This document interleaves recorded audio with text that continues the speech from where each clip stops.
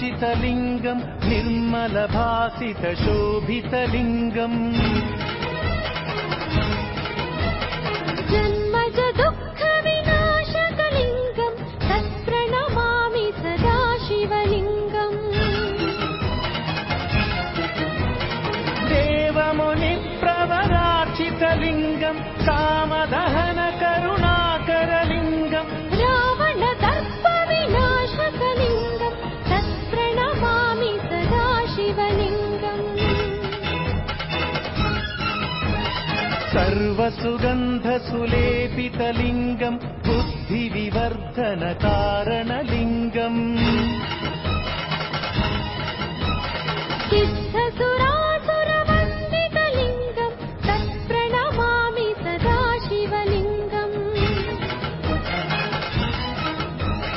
कनकमहामणिभूषितलिङ्गम् फणिपतिवेष्टितशोभितलिङ्गम् दक्षसुयत्नविनाशनलिङ्गम् तत्प्रणमामि सदा शिवलिङ्गम्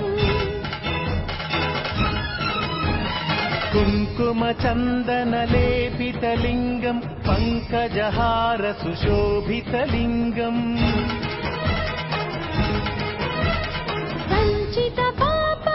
सञ्चितपापविनाशनलिङ्गम् तत्प्रणमामि सदा शिवलिङ्गम्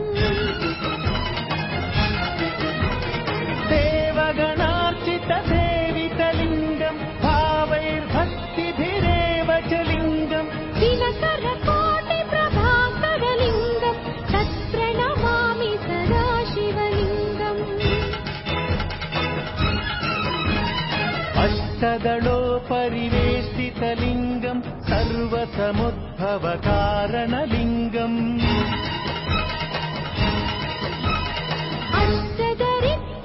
अष्टदरिद्रविनाशनलिङ्गम् तत्प्रणमामि सदा शिवलिङ्गम्